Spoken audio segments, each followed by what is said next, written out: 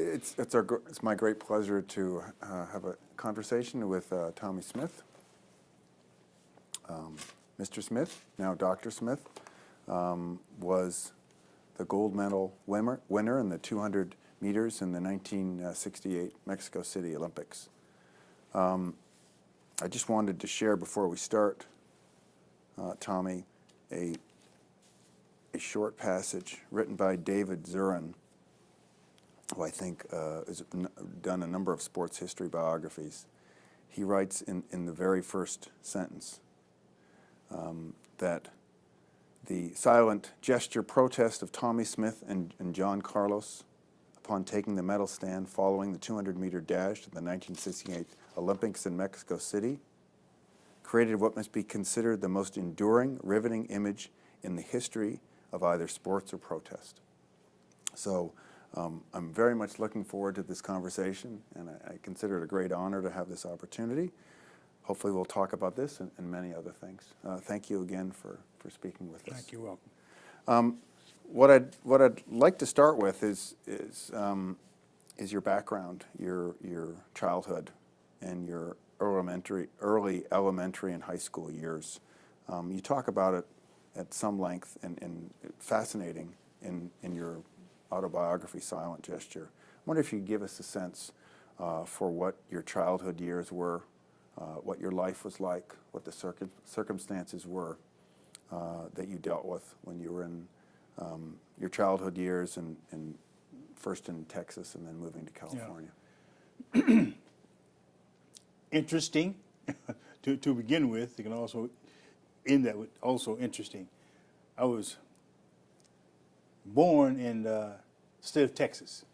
In fact, Clarksville, Texas, Texarkana, up near Arkansas border, as a sharecropper son, and one of 12 siblings, 11 siblings plus me made 12.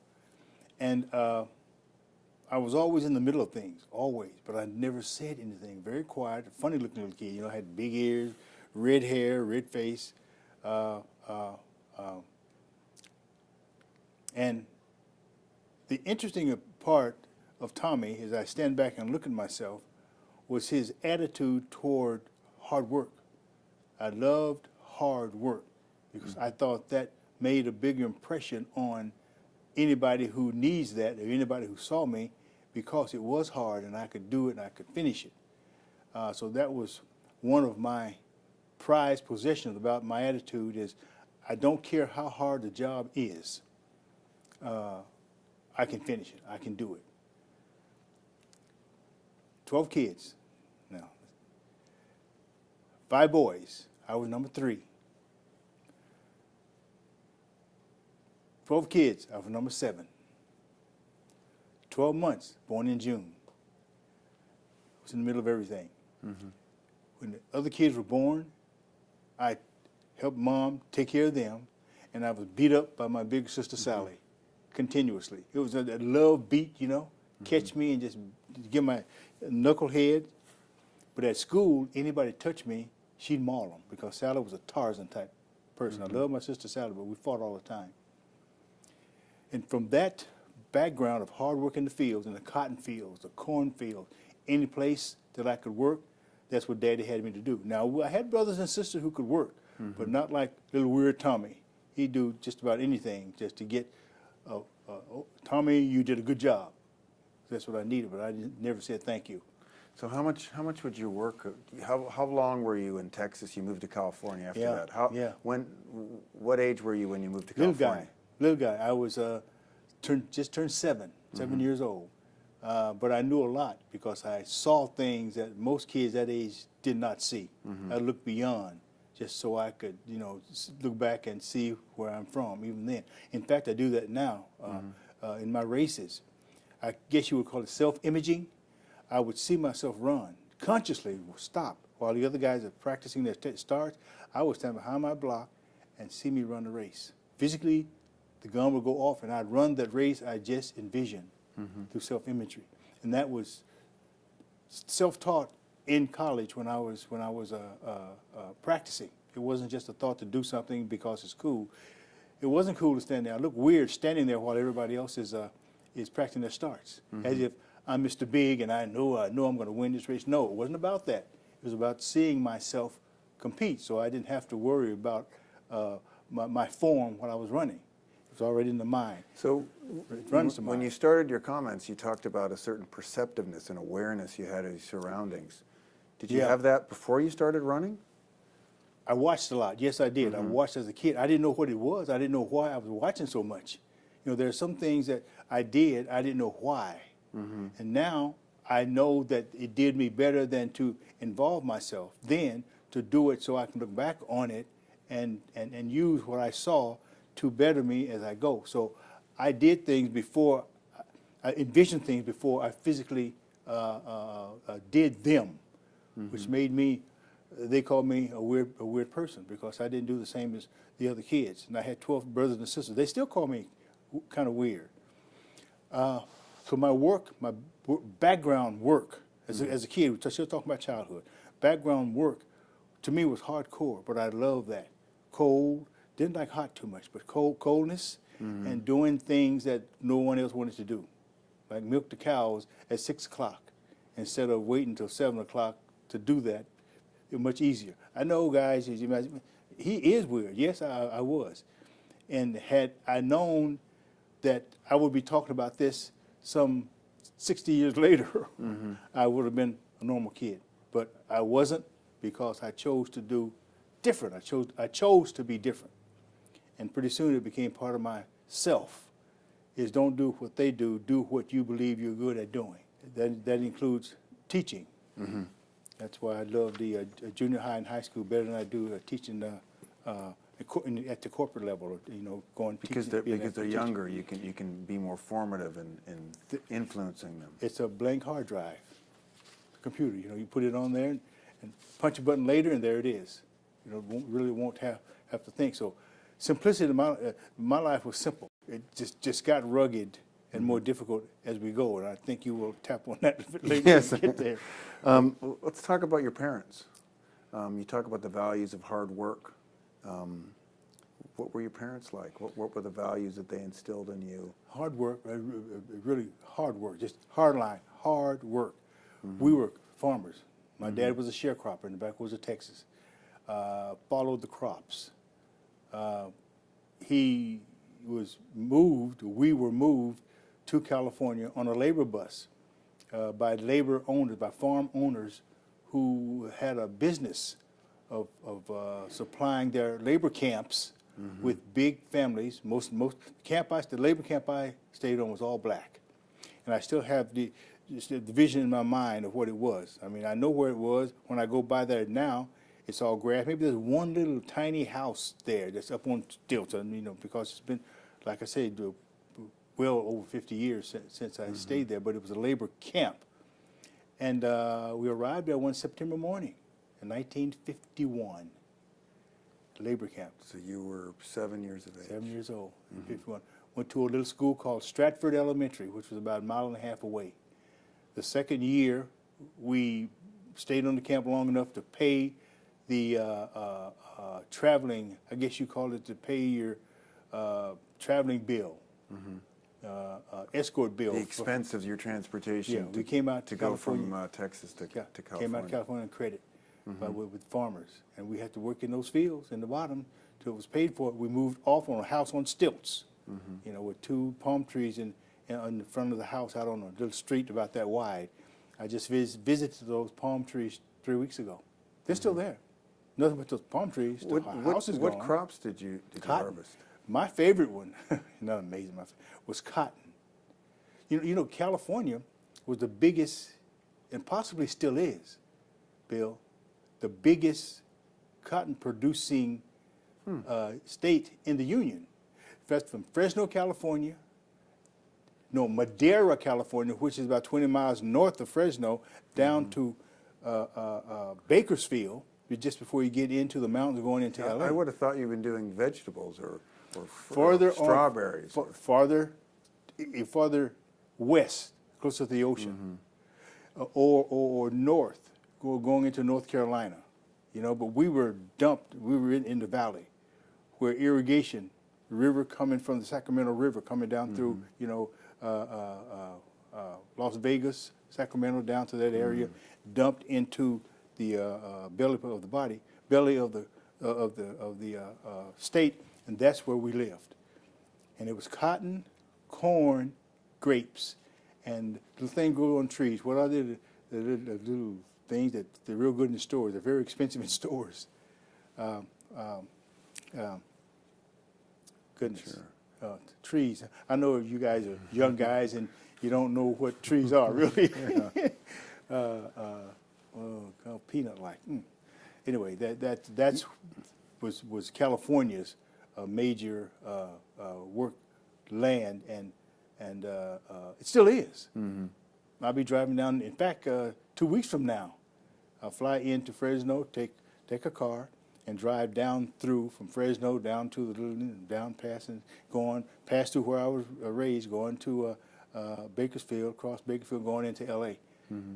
Beautiful drive, Route 99, not 5, 99. I like to take the old routes, to see where I used to work.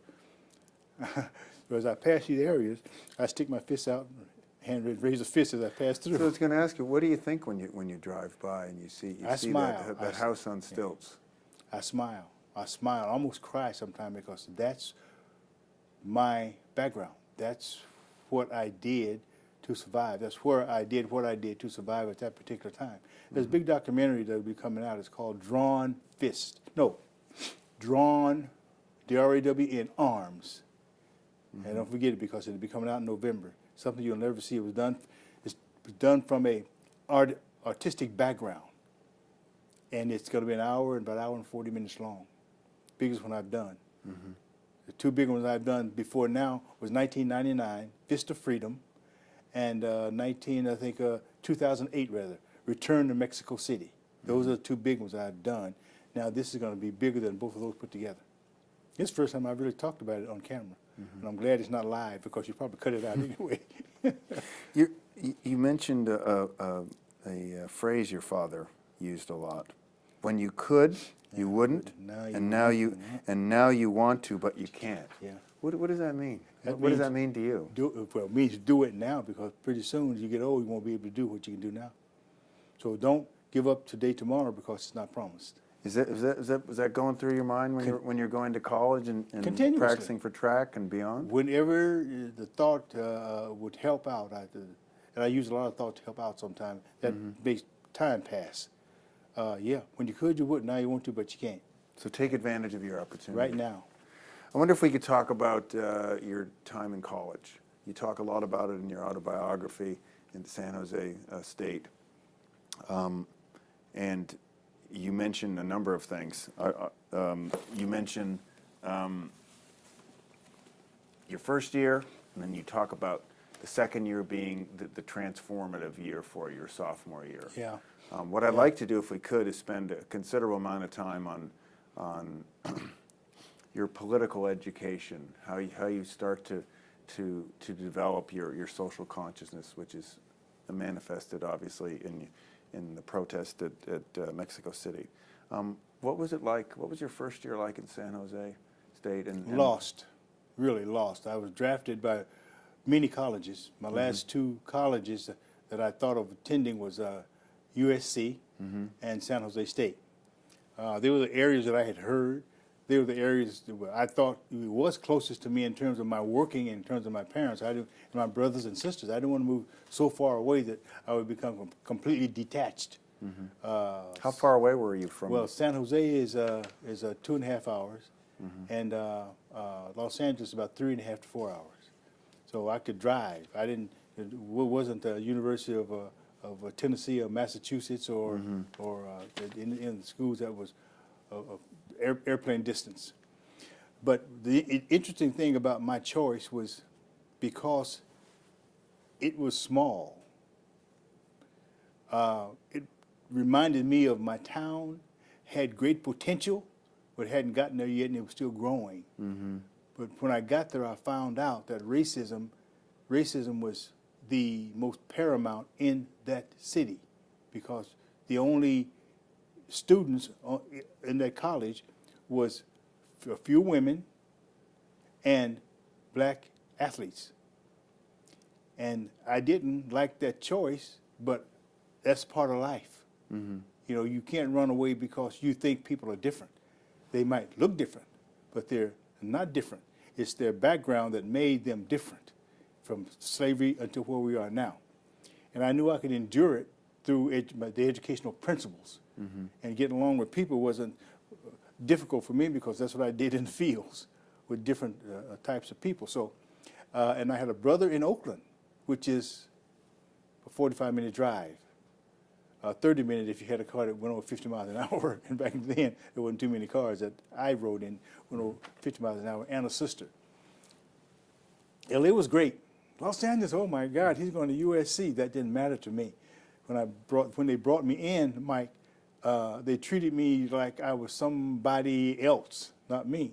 Mm-hmm. They sent me to Disneyland. Disneyland? Heck, I just know what a hog and a cow look like. I don't know what a big guy looked like with big ears. I mean, what's he called?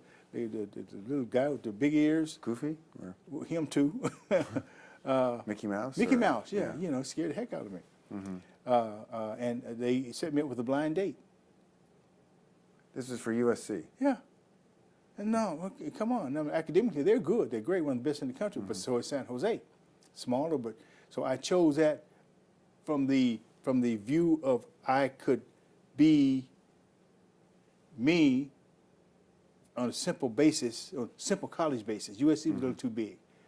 I know this is run-on, but you asked the question, so I'm giving you the run-on answer. I like it much better than any college I've ever seen. Plus, I've heard about it.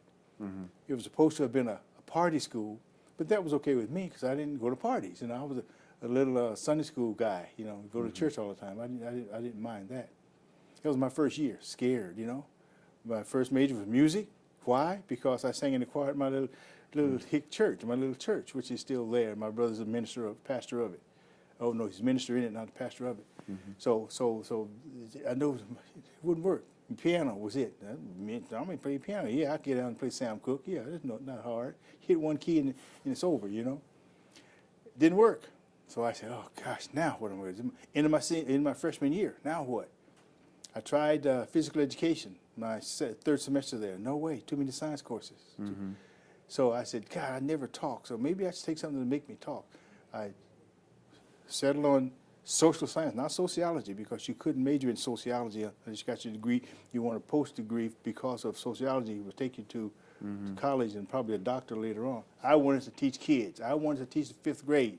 Fifth grade was the worst part of my life in grammar school, fifth grade. So I wanted to teach fifth grade so I can go and rectify all fifth graders, you know, in my mind. So I majored and started majoring in sociology in my second year. But, you know, people, your first 2 years are general ed courses, basically anyway. So I was safe in my idea of majoring in social sciences. So I stuck with that.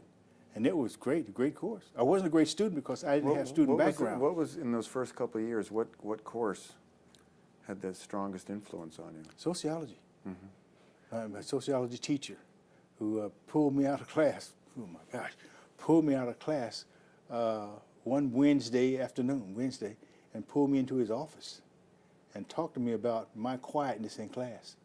He said, I know you have something to say because I can see it. And I fell in love with that statement because I always visualized things. I always intercepted moments of silence so I could imagize or self-imaging of me. When he used that, I said, as if I did, what do you mean? Dr. Ogilvy, his name was Bruce Ogilvy. What do you mean, Dr. Ogilvy? He said, Tommie, you sitting in the back. We're talking Plato. And I can see you with the thought that I wanted somebody to say, but you wouldn't say it. Now tell me what it is. And I told him exactly what it was. He said, my goodness. It was Allegory of the Cave by Plato. You know, I don't know. So I'm impressed. I don't know. Oh yeah, so the Allegory of the Cave, imaging. It was imaging on the cave wall, and you have to figure out what might it be. You know, because people see images and they detect different images of like Mexico 68 the victory stand. I said not a word. People saw that and they made their own idea. They thought of their own idea of what it meant, and most people looked at it as a racist gesture, but it was not that. It was a promotion to move forward proactively. don't let the black glove, the bowed head, and being a black man scare you off. Entertain the idea of maybe he's got something going on. And it was commonly known as the silent gesture heard around the world. One of the most iconic pictures ever. And here I am talking about it some 50 years later, and I'm still just as non-violent as I was then. The only difference is now I got gray hair. Can't grow it up here, but I got gray hair, and I don't have a victory stand to stand on because I already had one. Now I'm still doing what the victory stand promoted, which is education, and the thought of pro-action, nonviolent. Why don't we move more deliberately towards the leading up to your protest at Mexico City? When you think about the months, year and a half, or we could take whatever time from it, think about the months leading up to Mexico City. What were your thoughts as you were considering I got to make sure I get the Olympic Project for Human Rights. I know that was very important to you. Yeah. Please feel free to talk about anything, but I'm interested in sort of your political thinking as you lead up to those months and those days coming up to your victory in the 200-meter race. Because of my background, again, I keep saying it's fields, seeing my dad taunted my mother, dying at an early age of 57 because of the stress that she had, in part because of what I did and how people treated her in town, disrespectfully because of what Tommie did, thinking that she had me to do these things, to help me do these things. No, my mother and father never had an impetus on me in any way dealing with athletics or academics, because neither one had either. But my movement through that was on Tommie's own thought of need to do certain things that I could do, but I needed a platform to do it. And I was blessed with that ability and speed. I never tried to win a race, only to do what I did to win the race. I didn't try to beat anybody. I beat whoever was ahead of me. So that imaging was a blur in terms of the face of the person. I saw body of bodies in front, and that's not where I wanted to be. Seeing them in front. I didn't like see people. You wanted to be in front of them. Yeah. So they could, see me. I mean, it's simple. I'm speaking sophomorically now. Thinking that I know more than I do, but I know what I liked at that particular time. And the time that I spent on talking about this, somebody should get something out of it, of what I'm saying. Hit again that question so I can get back to the mainstream of the question. When you think politically, ideologically, when you're these months leading up to Mexico City, you were concerned about the OPHR. Okay, that's you what were it was, thinking yeah. about the boycott. Yeah. You were meeting with fellow athletes. What you were planning to carry out the silent gesture. What was going on in your mind? What was influencing you? What did you see yourself doing? What did it symbolize? You mentioned something that's mighty interesting. The silent gesture wasn't part of that thought. It was decided by the athletes before the games, because we met as a group. In fact, I met with athletes a year before the games on the platform of the Olympic Project for Human Rights, or the OPHR. And it was decided by the same group who made the team that each athlete would represent himself according to how he felt the country represented them. He had to make do, he had to work to improve it or leave it alone, or couldn't do it because he was locked into some social situations where he could not do it. We had guys in the Army. We had, in fact, 2 guys in the Army. Had they involved themselves deeply, they would have been either removed from that service or court-martialed because they involved themselves in that service. So we had to be very careful. They had to be very careful in how they partook the Olympic Project for Human Rights. So they couldn't do. I was ROTC in college. When I got back, I don't know what happened to my courses. and I was removed from the program because I never went back. Of that, and so the feeling or the my need to become a part was not put into action at all when the Olympic Project for Human Rights was started by Dr. Edwards. Dr. Harry Edwards was his brainchild, you know, to make sure it's possible that the athletes would remove the quietness from their personality and speak out on the needs of the athletic prowess of moving forward. You know, broad range, and I knew that he was going to be brought down. San Jose State was the biggest and the most important school in the nation as far as athletics or track and field. I held 11 more records by myself at one time. So, and he knew that if I got on board, that the program might continue to be stronger than it was going to be, and it was going to continue without Tommie.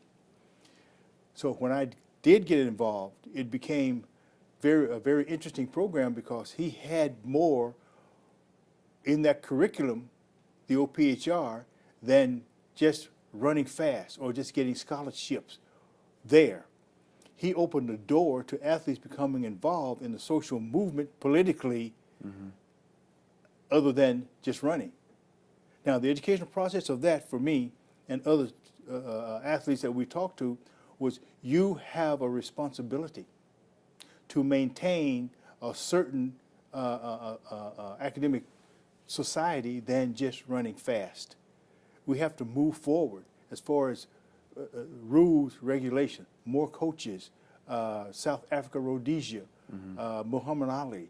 And see, we're talking about the 60s now. We're not talking about what happened to a high school 3 days ago when they were gunned down. We talk about removing that before we got there. That self-imaging I was talking about, that wasn't supposed to happen. That was not supposed to happen because of the work that we had invested in. But we haven't gotten there yet. The students now are taking that over because of this. You see, that the movement. So you're talking a lot about activism, having students be active and taking the initiative and addressing problems. Is that part of what you're saying? That's one of the ways, and possibly right now, one of the very few ways things are going to change proactively if the students take part. It has come down to the babies to save our nation. Yeah. Because politically, it's not arousing enough on a force to make a social change positively enough to move forward and make people understand that living is a beauty, not a responsibility of destruction. And that's what we and the OPHR wanted you to know, not to change it, only to understand the change is needed. The fight for the change is needed because it's coming, it's going to be bigger than that, he said. He said, it's going to be bigger than what we're fighting now. We're fighting small because things grow. They grow to maturity, and once they get to maturity, they're hard and you're not going to change it. Racism was basically the same way, he said. It started, it couldn't have been changed because of law. Now it's hardcore. Now we have to soften it up and change it so our youth won't die because they don't have the political stature or the political power to take it and move it. But look what happened. We did it. We fought. Things calmed down, and all of a sudden, politics changed, laws changed. We turned around, slowed down. It started going backward, and you had the street wars. I call them street wars because people were being killed in the streets. Black men was gunned down for really no reason because they were black, and policemen were scared that something was going to happen to them because of the old flight in the mind of black, you're wrong, period. You know, the delineation of lines to stop you just because you're driving a car which you don't perceive the idea of having or being able to produce enough money to have it, so therefore you stole it, you know. So it went from one to the other. And it came to a point where enough was enough. But the Olympic Project for Human Rights was going in that direction, and it stopped, and it started again. Now we have a moment where everybody is puzzled because the children are in the street now. And moms and dads don't want that to happen, but it's come down to that because now violence or emotions has gone into the grammar and to the high schools because of the ignorance, not stupidity, but the ignorance of the political structure to maintain our country's structure of there's no security for our children. Yes, I know, Mike, it's a very broad base, bridges, and that's why the documentary is called Drawn Arms. It's not drawn arms, you go to kill folks, but it's called because of my arm. Drawn in Georgia, and that's a big part of it. And the documentary will be very idealistic about the use, the meaning of drawn arms. Well, this is very enlightening what you've been telling me, because if I think I'm hearing you correctly, you're saying that if you look at the OPHR, it's not necessarily a plan for change. It's a plan for raising consciousness and awareness, which ultimately will bring about processes of change. So you were drawing attention to issues. Is that a fair thing to say? Oh, of course. Change was made because attention was given to it. The OPHR couldn't change. It brought attention to those who could change. The athletes themselves can't change. We can bring attention to the change, and that's where the powers come, from the masses and not a few people. It came from the masses. And the silent gesture heard around the world said nothing. Those who viewed it, those who visualized those guys on the victory stand, yes, it was negative at the beginning, because athletes should not have had to spend their lives sacrificing for what should already be. I feel very generally insulted because I had to do this. I sacrificed to do what law should have already done. You've said this a couple of times, and I noticed this in the autobiography. You have a strong sense of responsibility. You felt a strong sense of responsibility in '68. Is that fair to say? Oh gosh, yes. Yes, indeed. Why did you feel that, and to what degree was it related to you being an athlete, an African American athlete too? Yeah, right. Again, because of background, I've seen it. I've seen what no action brought about. I've seen what action brought about. But usually it was on the white side or the Caucasoid side or Caucasian side of those actions, and blacks were forbidden to take action. We took action, it became a militarized situation or a racist situation or a militant situation. Most things we did was viewed as non-right or non-American or un-American. The white athletes on the team, I talked to some of them about this, it was, I don't see anything wrong. No, we have a great nation. I know this, but to continue to be great, you have to be motivated to work on the stuff now you're saying is great, because sooner or later it's going to get rusty.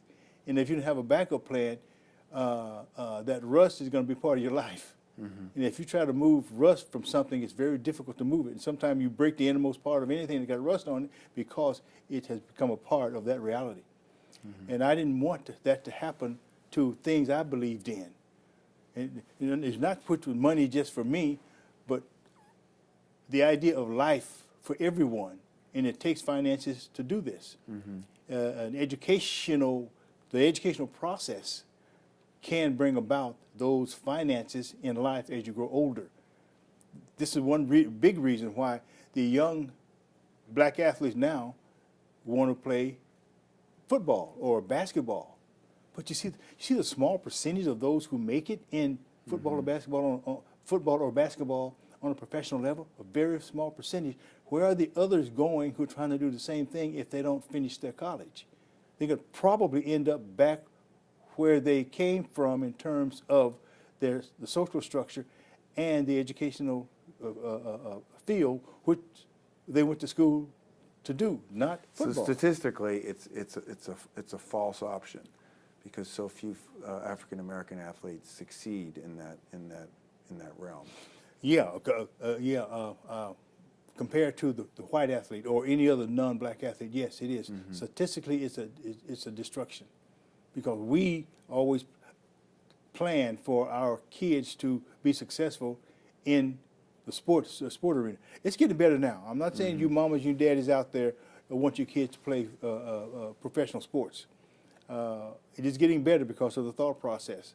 And I'm in meetings quite frequently where the black athletes, male and black youth, male and female, don't want to now compete in sports. That's just as wrong as athletes want to compete in sports, and we say, no, you can't do that. It's not fair to them. They should make their choices, and they're going in a direction should be because of the educational processes given to them or put there where they can make an option to do, but it's not there for them to make a choice. You had that sense of importance of education when you were at San Jose State, didn't you? You wanted to keep with this, because what you're talking about, as I'm hearing it, is athletes, particularly African American athletes, having balance and options in their lives. And one of your criticisms is, certainly in the 60s, African American athletes didn't have the options. When you were 24, 25, 23, 24, 25, you were aware of education supporting and bolstering your chance for your future career. Is that fair to say? Somewhat, yes. It was the biggest thing in my life, then, besides my religion, that I depended on for me to make it, and pull along the attitude, the idea of, if I can make it, you can make it, because of where I'm from. And it worked to a certain extent. Then it almost stopped with Mexico '68, because the visibility of what happened dulled the movement of those kids who wanted to be an athlete. They thought they might have to do the same thing, which was a sacrifice. No, it wasn't.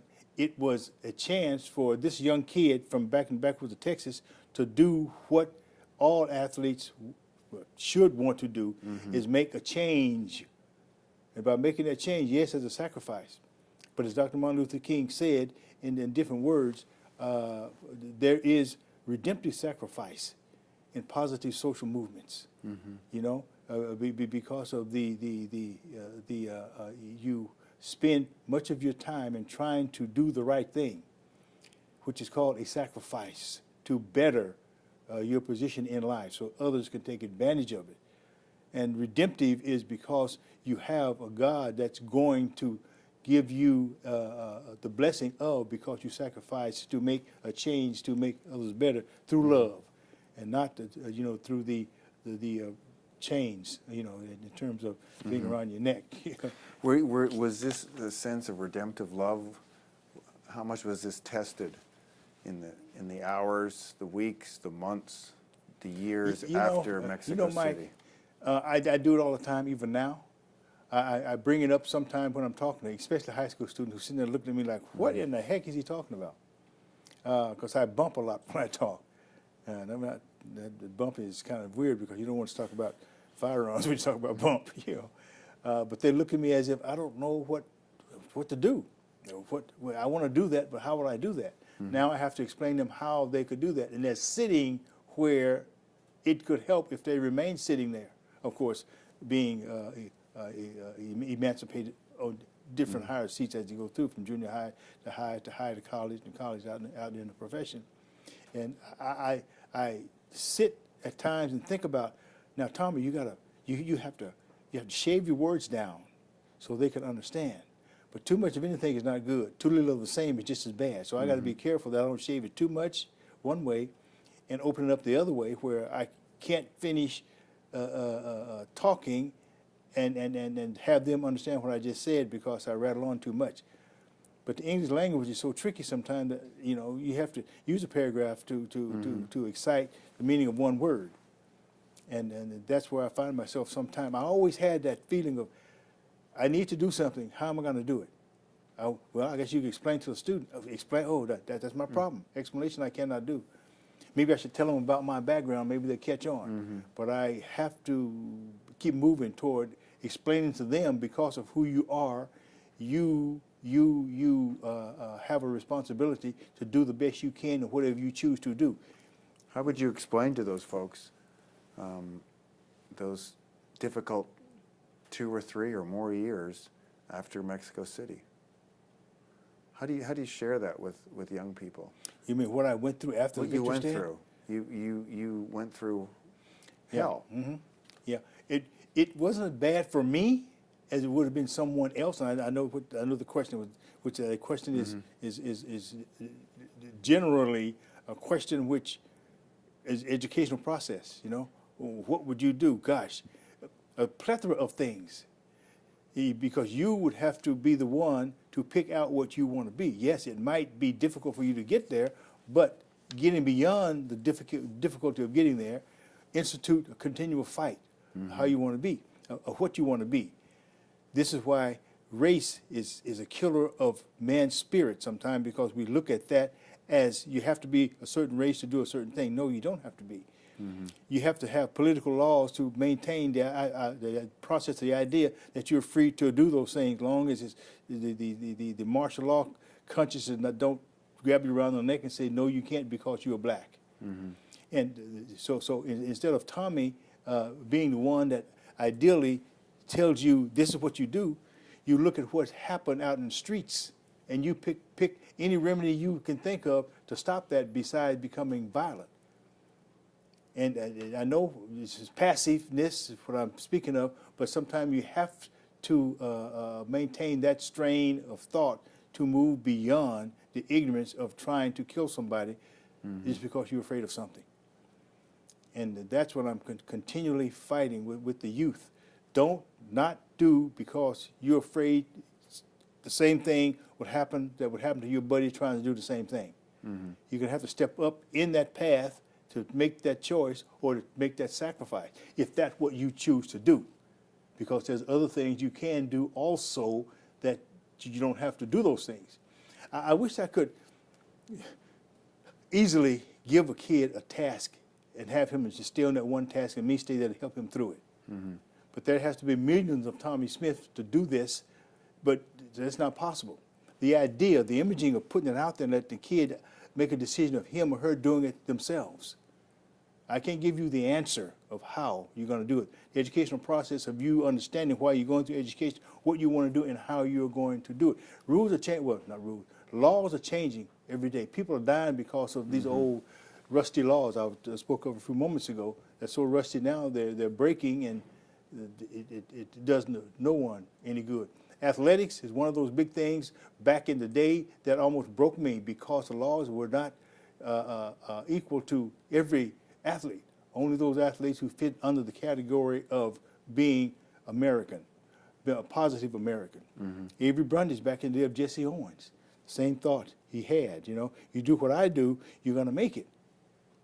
After 1936 games, Jesse Owens wanted to come back home because he just got married. He wanted to continue his education. Avery Brundage wanted him to stay over, make money for the AAU by running in different countries. And money Jesse wouldn't get because Amateur Athletic Union, that's what AAU meant. He wouldn't get the money, but the money would go to pay salaries for Tommie Smith. How many years later? From 36 to 68? A lot of years. He became, Avery Brundage became the president of the IOC, International Olympic Committee. He did the same thing to me as he did to Jesse Owens because of the victory stand. He banned me from competing for the rest of my life internationally. So that was my last race in Mexico City. That was my last race. If you had not done the protest at the medal stand, how would your life would have unfolded any differently? I cannot really, oh gosh, a long one. And I want to That's break a it hard down. Yeah. Yeah. I would have continued. I would have gone back to school and continued to dwell in those books, education. That's what I wanted to do. That's what I wanted to do. I tell students all the time, it's not going to be easy, but you have to at least go down that path, which you think is going to best fit yours. Would you have stayed in track? Yes, I would have. And would you have been committed to OPHR? Yes. Oh gosh, yes, I would have. And would there have come a point where you would have you would felt personally, one of the things that you spoke of, which I found very interesting, was 20 minutes ago you talked about the OPHR as you viewed it, and I think other athletes viewed it, gave you choices. You didn't have to protest in this way or that way. You talked about some athletes That's right. that believed they had to comply, which I found very interesting. Do you feel like, Tommie, if you had stayed in track, you would have protested at some point? Maybe not Mexico City in October of 1968, but the World Championships the next year. Do you think very, that very would good, very good. If it was on U.S. soil, I doubt very seriously. I'm speaking now post-thought, the post-thought, because it was done at an event that was worldwide. In fact, I was asked that same question in the Coliseum relays about the athletes' proposal of a boycott. He said, if you guys do this terrible thing, don't you guys go to another country and do this terrible thing to embarrass us. Do it here so we don't have to show it to other countries. He just missed the whole point, because that was the reason it was done. It was done to show grievance. a wider audience? Much wider, yeah. Yeah. A couple of states wider, yeah. Yeah. It was the Olympic Project for Human Rights, not civil Right. rights. So it blanketed the idea of civility. It went human, which is a much bigger base than civil. Civil is in your state where the laws govern, Right. and those were the laws that would need changing. But it came under the Human Rights Act to make those civil changes. Your question is a very pronounced question, which deserve a pronounced answer. But there is no pronounced answer to that pronounced question. There's a lot of little answers to what Yeah. I probably would have done. Yes, I wanted to be a teacher. I wanted to be a teacher since fourth grade. I thought the teachers were the smartest things in the world. I wanted to be a policeman. I thought a policeman watching Broderick Crawford on Highway Patrol was the biggest thing in my life. Then teachers, the military. I wanted to be in the military because I thought the uniform was great. You're protecting the country, which your folks lost your life on. You want to build it. I had good things, but the racist attitudes of my surroundings had to be changed before that. And the idea, and I used a platform of Mexico City to vow that I would continue to try to change what was wrong with the country that was the greatest one on the face of the earth. And I was stopped in my tracks, but I left a voice that everybody heard, which was not mine. It was theirs, because I made a silent gesture. You see, a lot of people are not blessed with that same type attitude, with that same type platform. They have platforms, but it wasn't Mexico City. It was something else. You don't have to make that platform that big to make a change, but you make a change in your own way. A lot of changes is just as good as one big change. But in fact, it's better because you have more power to move forward with than just to Mexico City. But I found myself, because of that, working harder to prove the idea of use what you have and make the best you possibly can out of what God gave you to move forward with. And I use God very freely because that's my belief, and that's my strength. So I continue on that. Some schools you can't use it, but I can use it to you because you're gonna cut it out anyway. It's not nice to say, is it? But that's what the Tommie does. That's what I do, which is different from a lot of speakers, like Dr. Edwards. My conversation, his conversations is different, but still moving in a proactive position. His is straight politics in sports. Mine is education in education. Mine is education in growing up, or growing up is part of education. That was one of the questions we talked before that I wanted to ask you. You've been, for decades, you were a track coach. Yeah. You were the head of the physical education department at Santa Monica College, and you taught sociology courses. And you talk at great length in your autobiography about the influence of coaches, Coach Winters, who we haven't talked about at all, Harry Edwards, who was a strong influence as a professor of yours. And you said it's not a surprise that you ended up being a coach and an instructor and a professor. What kind of coach and professor are you? And what are the lessons that you drew from your earlier part of your life and these mentors that have been along the way? I take the academics out on the field, and I tell people and my athletes too that I coach from the neck up. You know, if I could do that, then my job for me is very well proportioned. Because if you believe what I say, the neck down is going to get in shape. If you believe what I say, the neck up going to know what the neck down is doing. And you put those two together, and you have an awesome person. If you imagine what you could be. There are those of us who imagine, but not what we could be, only what we want to, only what we would like to be. We would like to be the best we possibly can, but you don't know what that will be unless you work on getting where you want to go. You see, that bridge, we continue crossing bridges, and we don't know what's on the other side of the bridge. That's where faith comes in. You don't stop and say, oh my gosh, okay, I made 23 points in this game, I'm going to sit down now.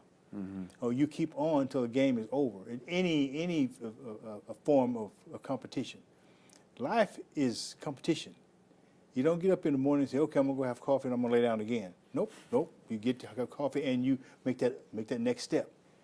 And the hardest thing for me about the coaching was getting the athletes on the field. You know, getting them there. I'm a prompt person, not like today, but getting there on time, doing things. If you get there on time, you're late. Get there early so you can catch everything before it happens. Envision What what's going to happen. are athletes like today compared to your generation? I'm not coaching. I'm not teaching. I speak. I talk to athletes to get a jump start, get them moving, get them thinking again. And that's very difficult because you don't know if you've said enough to get them moving or said enough to make them believe in what you're saying is true. Because now they have to think about what I said and break down what I said so they can use it. Because I'm not a person that you can take and go with it. You have to think about it, and then go with it. I have athletes now call me because they want to know a certain way they can do a certain thing, whether it's a taekwondo or the science of speed. But taekwondo also takes speed, so does running a 100-yard dash or the 100-meter dash. And the consciousness of going forward is basically the same. You don't stop until you can't do it any longer. Okay, I won't fall back on that, but I'll maintain it there. Educationally, that's how I coach. The usage of your muscles to the maximum without tensing up. And you have to do that from the brain, from the neck up, so they can understand what you're doing. 1968 Olympic Games, I ran that race with a strained growing area pull. There are those who ask me, well, how did you run with a pull muscle? No, let's get it right. A strained growing, GROIN, area strain. So what I did, I didn't use that very much. I used it up here not to make the mistake I did when I round that turn and forgot that it's an adductor muscle to keep the muscle into the body. So you don't finish anything haphazardly. You finish it as thoughtfully as you do when you take off. Taking off and ending is the most important part of life. So self-discipline, singularity of focus, pushing yourself. And this is a common theme you've talked about, pushing yourself beyond what you are and aspiring for more in social justice, in athletics, in the way you deal with one another. It's take that practice and put it into principality. You know, you even as instructors, you didn't wake up one morning and sleep for 30 years and become an instructor. During all that time, you have to study, you have to train yourself to be what you want to leave. Competition, basically the same. You just didn't get up and Tommie didn't go out on the track and was fast one day. This old guy worked hard to maintain the attitude. What you were talking about at the beginning. Forward. Let me move to the present day, and I'm getting near the end of the questions. I think about the NFL players kneeling over the last couple of years during the national anthem. Yeah. How do you process that? Yay, they're thinking. Somebody is thinking. So you're thinking. Now, what do you do? Why did you do it? Mm-hmm. That's the question. So why did you do it? From what you've picked up and what you've observed, are those folks going through a Tommie Smith experience? Are they thinking like Tommie Smith? Are they almost there? Are they halfway there? They don't know. Oh, I see. Two things. They don't know who Tommie Smith is. So your question. Some of them may. Well, some of them may, but not enough of them do. Mm-hmm. Okay, does rather. Tommie Smith, in terms of wanting to do something to make society better for everyone. Mm-hmm. Or are they doing it because their buddies are doing it? It's in vogue to do something like this because it might make them seen. You see how tragically distorted it could become? You know, following Colin Kaepernick I'm referring to, and kneeling. How many of those athletes knew what Colin was kneeling about? Okay? Athletes, I'm not calling you stupid. No, I'm just saying think before action, before you move. Mm-hmm. Because it could be detrimental to you at a later time to do, and you didn't really believe only because it was in vogue to do at that time. Dealing with your life is not in vogue. It's truth for then and for later on, because kids are going to see that. Now you're going to have to explain more than once why you did it and what you think it did because you did it. Because they're athletes. And some think, like some, even when I was moving about on the field, think they're omnipotent in what they did, not a part of a growing system of thinking. Mine back in the day was how much money you could get for wearing a pair of shoes.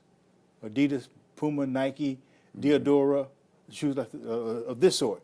Oh no, let me draw Nike out of it because Nike was born in 1972.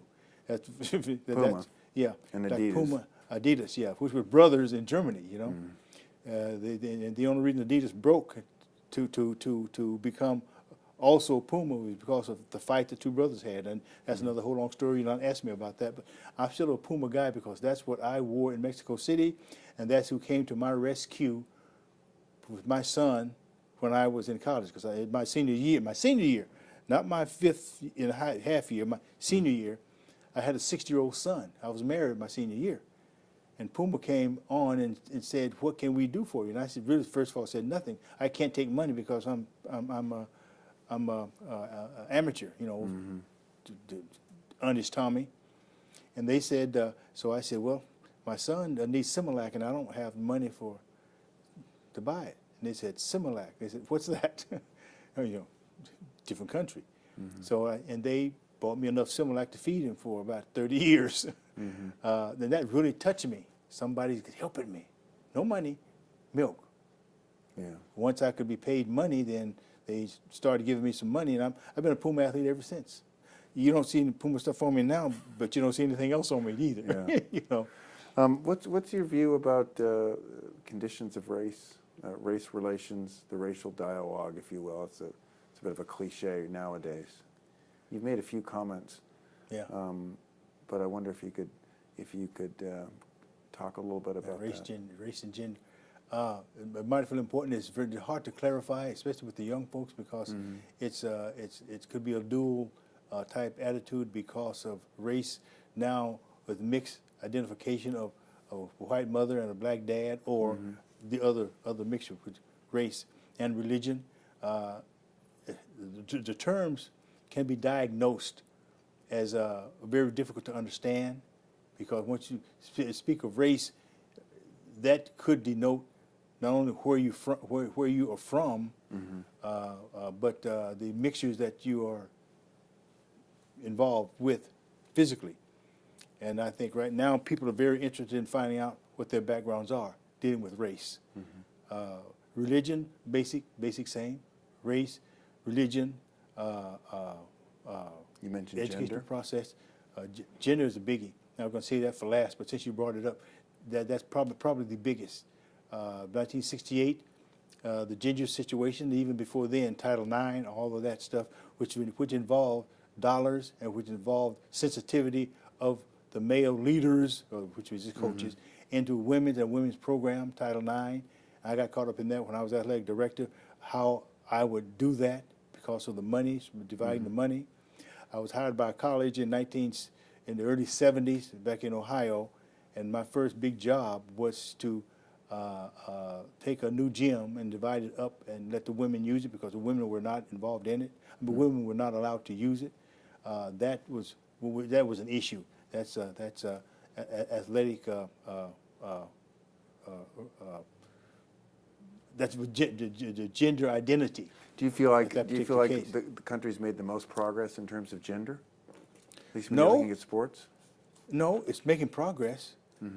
But as you say, it's not progress that it should be. This should have been done. This could have been done in the 60s, in the 50s.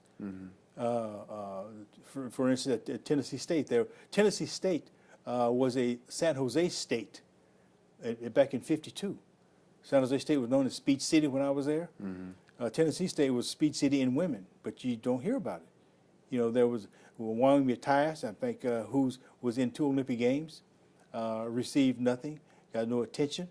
No one knew that. Very few people knew that she was the only person, still is the only person, women to run the 100-meter dash in '64 and '68, and was gold medal in both. But there were women in 1952 that was as good as her at Tennessee State. No notion was paid. Yeah, didn't hear about them because of that.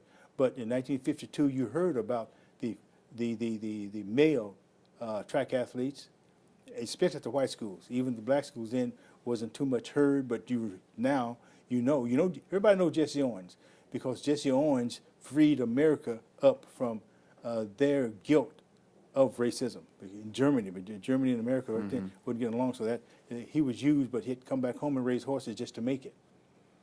So the idea of gender is mightily important, man, woman. The idea of race, black and white, is still a problem. The idea of Christianity, well, that's tentative because you don't mess with that unless you are really devout in knowing what you are. You really don't change it because religion really don't change in the belief, only what that religion is called. But gender is changing. I got to watch that too because really some genders are changing in my term of speaking carefully a little too much. You can't, the man is having a hard time becoming a woman and vice versa, but that's also happening too. But the reality is, it's their choice to do what they feel is going to make them a person that they can identify with, and that change is continuous, and that's the problem. It's not solved, and it won't be solved just by this conversation. In fact, this conversation might confuse a whole lot of people, but at least it was talked about and it's thought about. Because no matter how many alphabets we have in front of our name, from a PhD all the way to the IWC 247, it's still going to be a problem. And that's why working to make a change is mightily important. Working to make a change is mightily important. Gender, education, religion, love, and what that effect of love is. And you don't talk about love, do you?